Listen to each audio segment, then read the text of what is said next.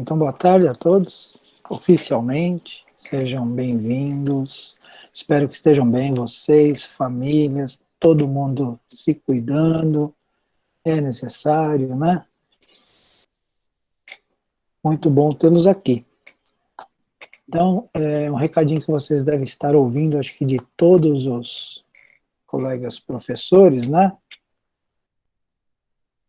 Sobre a cadastro, documentação na secretaria, Unis e outras atualizações, né? Não deixem de manter atualizado lá, tá bom? É importante, por causa da emissão de certificado, estar tudo em ordem, né? Porque é um convênio, um serviço da prefeitura, Senai, né? E fica tudo em ordem, tá bom? Eu sei que vocês já estão com saudade de fazer contas, mas hoje ainda não faremos muita, mas spoiler para a aula que vem, né? Essa prévia de hoje, né? Então, a atividade eu postei ontem, né? E o vídeo vou postar dessa aula que eu estou gravando, que é o conteúdo que vocês têm lá que eu vou apresentar, explicar, que vocês têm na plataforma Google Sala de Aula, tá?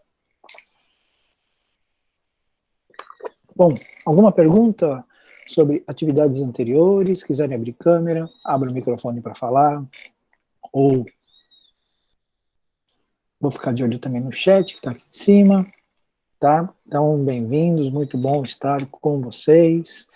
Deixa eu já colocar minha canetinha de bate-pronto aqui, que eu vou compartilhar minha tela, então, para a nossa aula de hoje. A Lívia chegando. Agora que já está gravando, apesar da chamada eletrônica, eu peço, por gentileza, que vocês escrevam vossos nomes e turma no chat, assim fica devidamente registrado, tá? E eu sempre venho avisando, né? Eu mandei o convite da aula para ficar na agenda, e vocês podem entrar direto na aula no horário, né? Não precisa eu dar a permissão, né? E outra coisa, às vezes alguns não consigo assistir a aula da tarde, pode assistir a aula da manhã. A aula da manhã é a mesma, tá? É às 10 horas, das 10 às 11 da manhã. Às quintas-feiras também, tá? Então, sinta-se à vontade para assistir qualquer uma das aulas. Eu vou compartilhar a apresentação de hoje, que é o PDF que já está na plataforma, para falarmos um pouquinho mais, tá? Então, qualquer manifestação é só me interromper, abre o microfone, falem. Vou tentar ficar de olho no chat também, né? Porque muitos acabam fazendo via chat, né? E, então, os nomes de turmas para controle, a turma mesmo para saber se tiver alguém da manhã, não tem problema nenhum assistir um outro horário, tá? As atividades, entregue as atividades. Como eu falei de manhã, não estou penalizando nenhum atraso. O importante é vocês entregarem, eu vou corrigindo, vou dando umas dicas, vou devolvendo o gabarito, e depois, aquilo que for mais complexo, eu vou estar apresentando, para não ficar só um gabarito escrito, que eu julgar interessante, vou estar apresentando aí resoluções, tá? Ao longo dos meses aí, né, do semestre. Agora, em abril, devemos o quê? Fazer um corte do primeiro trimestre, né, onde a gente tem que conceituar. Então, tentem fazer o máximo de atividades, né, nós temos uma por semana, tirando o recesso sanitário, pseudo-feriado, né, que não teve na semana, mas até então a gente está na 8ª semana de aula, né, são 8 atividades, né. Então, tentem entregar, né, quanto mais correto, melhor. Se não for tão correto, a gente vai tentar ajudar aí vocês a corrigir, né, a melhorar, tá? Então, nós vamos um pouquinho mais da teoria sobre a matemática financeira, né, que estuda aí a equivalência de capitais no tempo. Então, como é que se comporta aí o dinheiro no decorrer do tempo, né? Falamos das aplicações um pouco de empréstimos, financiamento e investimento na aula passada, né? E aqui vai ter um pouquinho dessa informação para agregar, né? Então, tem a área da matemática financeira, nós vamos aprender a lidar com esses cálculos financeiros, né? De fato, tudo que a gente veio já revisando vai agregar aqui. Aqui você vai ver, o quebra-cabeça vai ser montado basicamente daqui para frente, né? E então, todas as operações, né, que a gente faz, sejam aplicações financeiras, empréstimos, renegociação de dívida, né? Seja tarefinha simples, eu calculo o valor de desconto de um produto, né? Fizemos no percentual um exemplo, né? Então, mas eu posso fazer vários tipos de cálculos, um desconto, agregar um valor, né? Então, aí a matemática financeira está aí. Toda essa documentação, né, que é para vocês terem aí um acesso e ter onde consultar, principalmente com a atividade que eu vou estar mostrando no final da aula, já está disponível lá também, né? 15 questõezinhas, né, de múltipla escolha, onde uma só é verdadeira, né? Então, para terminar de conceituar, as duplicatas, né, são parecidos com boletos, que é um compromisso de pagamento. Eu emito uma duplicata lá na frente que alguém se compromete a pagar. E já tem um valor determinado, né? Imagine que eu tenho, então, um direito de receber. Isso né, é um exigível a longo prazo, um realizável a longo prazo lá no balanço. E aí eu tenho uma duplicata a receber, um determinado valor daqui a 2 meses, né? E aí eu falo assim, essa duplicata vale um dinheiro, porque ali tem uma pessoa, né, um comprador, que está me devendo. E eu posso ir lá no banco e falar assim, banco, eu tenho essa duplicata que eu vou receber daqui 2 meses, o vencimento dela, e ela vale daqui 2 meses R$ 1.000. Eu preciso do dinheiro hoje, quanto é que você me paga nela, né? Ele faz o quê? O chamado desconto dessa duplicata, ou seja, te antecipa um dinheiro mediante uma taxa, né? Vai decrescer o valor, ela vale R$ 1.000 daqui 2 meses, hoje provavelmente ela vai valer 900, 950, depende muito da taxa de negociação. Chama-se de desconto, aí o banco assume essa duplicata para receber daqui 2 meses, e você sai com o dinheiro em mãos para alguma atividade, né? Um pouquinho diferente do empréstimo, né? Do financiamento, então você fez um desconto de uma duplicata, que é um direito que você tem de receber, só que você está antecipando, né? Então, o banco antecipa esse valor. Então, instituições financeiras no geral, né, que fazem isso, mesmo com pequenas empresas, né, que tem a antiga nota promissória, né, chamada também duplicata. Então, ele parece um boleto que tem um vencimento futuro, né, e eu vou estar executando o pagamento. Outros tipos, né, de operações financeiras também, que a gente não vai entrar muito no mérito, porque os cálculos são mais direcionados e é mais a título de impostos, né. O seguro é uma operação financeira e o consórcio é uma operação financeira. O consórcio não tem juros, tem uma taxa de administração. E o seguro você paga, né, para assegurar por um serviço de segurar algo, né, por deterioração, por roubo, por incêndio, por estragar, depreciar ao longo do tempo, né. Então você faz um seguro, né. E hoje em dia tem seguro para tudo, né. Modelos fazem seguro, jogadores fazem seguro, né? E você tem seguro de vários tipos de bem, tá? Então, eu posso antecipar valores, né? Uma prática que é no mercado é empresas que trabalhavam com cheque pré-datado, o cheque como se fosse promissórias, né? E aí, ele antecipa, fala assim, tem um cheque para daqui 2 meses, eu preciso do dinheiro agora, né? E aí os bancos faziam isso também, quando o cheque era uma forma de pagamento aí muito utilizada. Agora nem tanto, né? E o capital de giro, tá? Que tá passando o carro de vendas aqui. Espera só um minutinho que eu vou fechar a janela.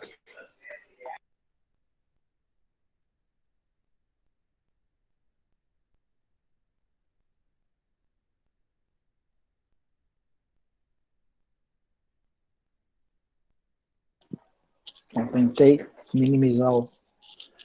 E aí chegamos a um capital de giro, né? Inverti aqui. O capital de giro, que é como se fosse um ativo da empresa que ela pega, né? É como se fosse mesmo uma modalidade de um empréstimo, né? Que ela vai pegar para fazer algo, né? Como, por exemplo, para créditos para girar seu estoque, né? Imagine que a empresa, todo o valor que ela tinha em caixa, dos recebimentos de venda, o que que aconteceu? Ela produziu bens para vender, né? E tudo mais. E de repente ela não tem valores para fazer uma campanha de marketing, para anunciar, ou coisa do tipo. Ela vai lá, vai no banco e fala assim, eu quero fazer um empréstimo do tipo capital de giro, né? Que é para poder fazer o quê? Alavancar seus próprios negócios, né? Dar uma força na divulgação ou na fabricação, na compra de matéria-prima, então, né? Aqui, ó, aquisição de matéria-prima e até na parte da venda e recebimento de produtos vendidos, né? E ela ficar fazendo parte do ativo da empresa, porque a empresa vai ter esse dever de pagar, que é uma parte passiva, mas em compensação o ativo dela ela vai melhorar aqui, chamado um capital de giro, né? Não chega a ser uma parte do capital social, que é patrimônio líquido, que é a fundação da empresa pelos sócios, né? Mas faz parte, né, do capital operacional, para ela poder operar, e depois esse dinheiro é devolvido, que ela vai fazer as vendas e tudo mais, tá? Então, para diferenciar do que a gente vai ver e falar bastante sobre o capital, conhecido pela essa letrinha C. Então, todos esses componentes básicos e esses conceitos que a gente vai passar aqui para uma prévia antes dos nossos cálculos financeiros, né, os cálculos de juros, né? Seja de acréscimo ou decréscimo, que a gente já vai ver já já.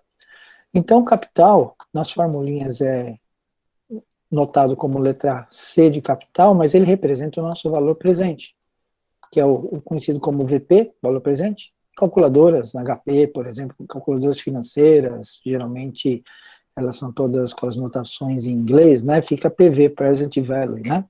Que é o valor presente. Então, é o valor do dinheiro no momento atual, hoje. Se eu tenho esse dinheiro na mão hoje, quanto é que vale esse valor? Então, eu estipulo exatamente, se ele está com juros ou não está com juros, mas é o valor que eu tenho em mãos hoje para algum investimento, seja para dívida ou para empréstimo. Pegar emprestado, peguei um valor hoje.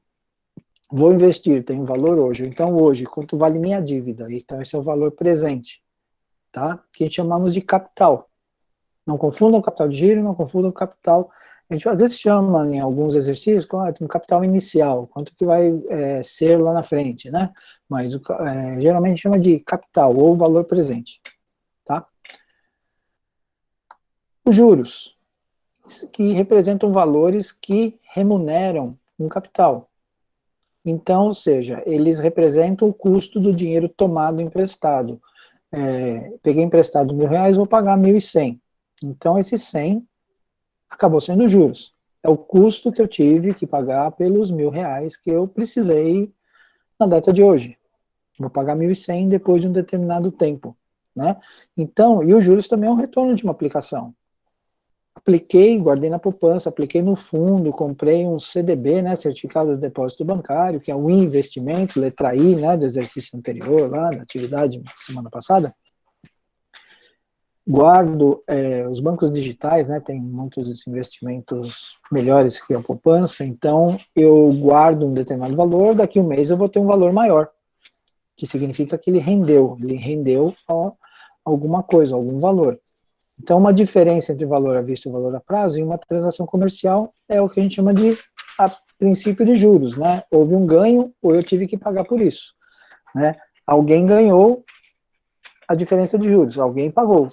Se eu empresto, né, eu posso receber, mas lembrando, né, você precisa ser uma pessoa jurídica, tem uma instituição, né, para poder emprestar. Você não pode, pessoa física, sair emprestando dinheiro cobrando juros, né? Que aí seria ilegal, né? E montante. A gente vai tratar muito a chamada letra M, é a montante. Realmente é o valor futuro. VF, né? Ou Future Value, né? Conhecido nas calculadoras aqui. Então é o valor futuro, ou seja, é o capital que a gente viu, mais os juros acrescidos ao valor, ou geralmente eu sempre vou acrescer os juros no capital, porque se eu tenho um valor futuro, eu chamo ele de montante, né? E aí eu vou tirar esses juros para trazer a valor presente, a ter o capital o valor de hoje. Então, se eu tenho valor futuro, eu estou tirando. Então, o montante sempre vai estar um juros agregado, tá? E porcentagem, né? Não faz muitas aulas atrás que já vimos, né? Que a gente, a razão entre números pode ser fração, número decimal, né? É um percentual que a gente aplica num determinado capital ou tira de um valor futuro, de um montante, né? Para se trazer um valor presente. Certo? Então, a variação percentual é aquele conceito, né? Que é a variação que eu vou ter em taxas percentuais, pode ser em acréscimo ou então decréscimo, né? Hoje eu tenho 1.000, vou pagar 1.100, ou então eu tinha 1.000, vou ter 1.100 na frente, eu tenho que pagar, hoje vale 1.000, estou tirando 100, então está tendo um decréscimo aí, pode acontecer, né?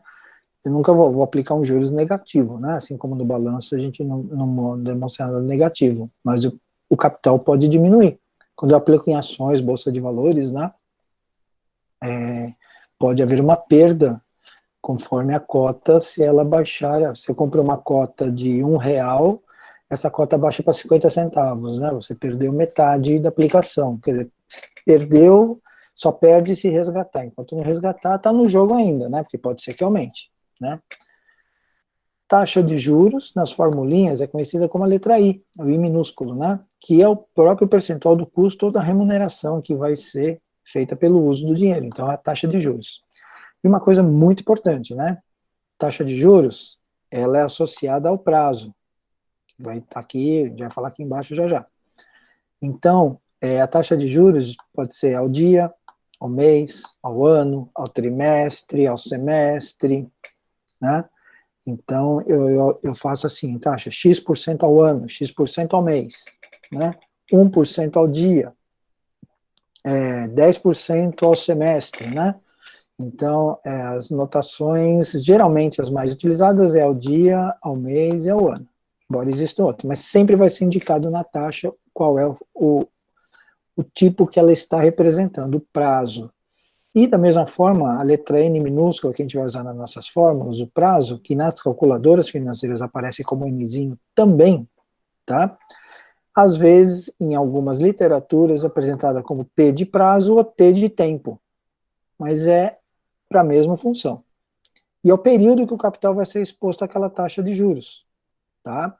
O período, o tempo, então, está diretamente ligado à taxa, ao izinho. Por quê?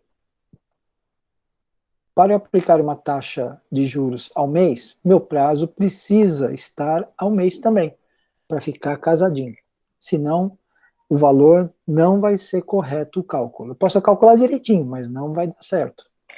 Se eu tenho uma taxa de juros ao dia, meu prazo tem que estar em dia. Se eu tenho uma taxa de juros ao ano, meu prazo tem que estar também em ano. E se não tiver? Não faz mal. Nós vamos aprender a converter. Um ano equivale a 12 meses, né? Um mês equivale a 30 dias. Mês comercial é 30 vezes 12, 360, tá? Olha o spoiler já da aula futura aí, tá? Então, e os juros é o valor que vai acontecer, conhecido também, né? Esse que eu demonstrei aqui atrás, os juros é o J, né? É o J. Estou falando dele de novo aqui. E o cálculo de juros pode ser do tipo simples ou composto, né? A gente usa a terminologia juros composto ou juros compostos, né?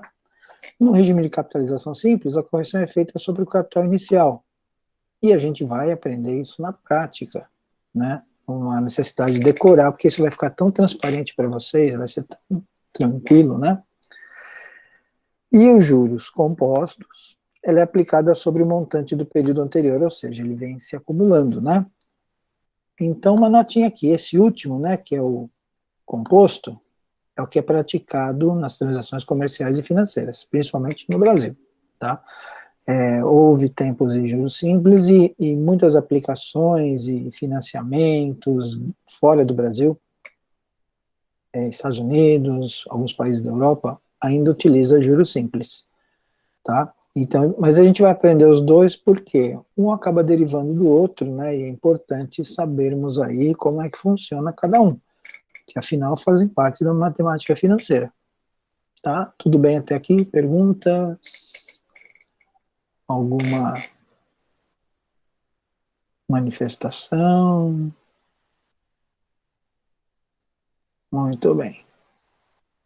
Estou dando uma olhadinha no chat para ver se não vi nenhuma perguntinha, né? Todo mundo colocou nome e turma no chat. Por favor, quem não colocou, quem chegou depois eu não vi entrar, seja bem-vindo. Agora eu estou vendo a Manuela aqui, ó. Não tinha visto, bem-vindo para quem chegou. A gente está falando sobre os conceitos básicos aqui da matemática financeira, tá? Manuela levantou a mão. Pode falar, Manuela. Oi, professor, boa tarde. Eu Boa acabei entrando tarde. porque eu estava almoçando e acabei fugindo no horário. Uhum, sem problemas. Seja bem-vindo. O importante é não faltar. Tá bom? Obrigado Obrigada. pela presença de todos. Então, lembrando, esse documento vai estar lá, só que não rabiscado, né? Com o questionário que eu vou mostrar já já para vocês, né? E, continuando aqui, então, quando a gente fala sobre o juros simples, né? Ele é calculado sempre sobre o valor inicial de uma aplicação financeira ou qualquer compra feita a crédito, né? O valor inicial dessa dívida, seja empréstimo, investimento, né? A gente vai chamar de capital. E aí eu vou aplicar um valor de correção, que é a taxa de juros, que é expressa, né, na porcentagem, que é o famoso X% sobre 100, né? E vou calcular o período de tempo que esse capital ficou aplicado ou emprestado, né? Ou, da mesma forma, eu posso retirar de um montante que tem um juros incluído, juros mais capital, né, e trazer o valor presente e descapitalizá-lo, assim que a gente chama. Né? Vou descapitalizar e vou saber quanto é que vale hoje, né? Tem as formulinhas de toda essa parte de transações aí, desses cálculos, tá? E nos juros compostos, né, eu calculo levando em conta a atualização do capital, capitalização acumulada. Então, é o famoso conhecido juros sobre juros, né? Muitos já ouviram falar assim, comprei um carro, financiei, estou pagando 2 carros, mas tenho um só. Na verdade, você está pagando um custo desse dinheiro, que ele é um juros composto, dependendo quanto maior o valor do financiamento, maior o tempo, né? Vai incidir mais juros e aí vai ficar um valor maior. Então, esse custo do dinheiro acaba sendo um pouco mais caro, né? E assim parece que eu paguei 2 carros, e não um só, inclusive até porque desvaloriza, quando dependendo do carro novo, desvaloriza e você paga o financiamento, e assim há aquela impressão, mas na verdade existem o chamado juros abusivo, taxas abusivas, né? Mas em cálculos normais, pode ver que é possível, né, que aconteça isso, né? Vou financiar R$ 1.000, por exemplo, dependendo da taxa, dependendo de 5 anos ou 10 anos, se eu não amortizar nada nesse meio do caminho, os R$ 1.000, se for a taxa de 10% ao ano, que é menos de 0,8% ao mês, né? Vai acontecer 10% ao ano, eu vou ter 100 no primeiro ano, depois 110, mais 110 no segundo ano, 1.121 ou 121 no segundo para o terceiro ano, né? E eu vou só somando. E daqui 5 anos eu vou estar devendo R$ 1.500, que aumentou quase 50%. Foi esse juros sobre juros, porque ele vai acumulando, né? E a gente vai aprender a fazer toda essa parte. Então, a diferença do juros simples, né? O juros simples, né? Que ele vem aqui, eu tenho capital, e a cada prazo, né? Prazo 1, cálculo do capital para o prazo 1, capital para o prazo 2, capital para o prazo 3. Aí o que eu faço? Eu somo tudo isso, né? Faço a somatória. O juros composto, que vai acontecer, né? A gente vai ter uma aulinha só de juros composto. Eu tenho capital e vou para o prazo 1. E aí, esse capital, ao invés de eu sair de novo do capital, meu prazo 1, que na verdade a partir do prazo 1 é cada montante, né? Para o prazo 2, eu saio do prazo 1. E do prazo 3, eu saio do prazo 2. E aqui já vem vindo uma somatória. Ou seja, eu vou acumulando o resultado do mês 1, calculo o mês 2, o resultado do mês 2, calculo o mês 3. Isso no composto. No simples, eu vou sempre pegar o capital, calculo os juros para o mês 1. Pego o capital, calculo os juros para o mês 2. Pego o capital, calculo os juros para o mês 3. E assim dependendo do meu prazo. Por isso ele é menor. A gente vai mostrar isso com os números para vocês. Tá? Então, enquanto a apresentação da aula desta semana, sobre os conceitos básicos, os componentes que a gente usa para fazer os cálculos, né, são basicamente esses, né, capital, montante, juros, taxas de juros, o prazo, a taxa, que é o izinho, né, e assim eu vou ter depois apresentar as formulinhas, como a gente calcula, como faz, como não faz, tem parênteses, tem multiplicação, tem soma, tem potência, né? A gente vai ver um pouquinho de tudo isso, tá? Perguntas, alguma pergunta? Eu vou mostrar, se alguém tiver alguma pergunta também relacionada a atividades anteriores, né? Não deixe de entregar atividades, mesmo que atrasado, entreguem, consultem, façam, tá? É bem importante para ir manter os dados atualizados lá na secretaria também. Bem importante isso. Então, logo a gente faça, fechando o trimestre, então, quanto mais atividades tiverem, melhor conceituação vão ter, né? Não só por causa de presença, né? Mas tudo que fizeram, estou avaliando, né? Não importa se o número informado na plataforma foi alto, foi baixo, né? Eu vou estar avaliando aí nas minhas anotações tudo e de forma a incentivá-los, sempre incentivá-los, né? A fazer, a estudar. Já que não tem perguntas no momento, eu vou apresentar outra telinha aqui, para quem não viu ainda, né? Atividade da semana. Não é o gabarito, é a própria documento, você já deve estar vendo, né? Então tem 15 questões, tá? Questõezinhas de múltipla escolha, uma só é verdadeira, tá bom? E tudo que tem aqui é o que está escrito lá, o que está na nossa aula áudio aqui. Na gravação do vídeo, que esse vídeo eu vou disponibilizar como a própria aula da semana do conteúdo vídeo, né? Tem algumas explicações em relação ao próprio conteúdo. Então tem como o juro simples é calculado sobre o que é um valor presente, o que representa matemática financeira, né? Tá tudo no documento lá, né? Para vocês poderem responder. Tá certo? Perguntas, dúvidas. Larissa quer perguntar, Larissa, a única que eu vejo mexer na tela é você. Sem dúvidas, professor. Sem dúvida, tá tranquilo, tá facinho, né? Muito Professor, bem. então a atividade vai ser de escolha, de alternativa? Essa é múltipla escolha, só tem uma correta, tá? Dessas 15. A outra acho que tinha 16, né? E tinha 4 opções para colocar em cada uma, né? Sim. Assim, se for ver, eu tenho 15 com múltipla escolha de 5 opções, a outra tinha 16 afirmações para eu escolher uma de 4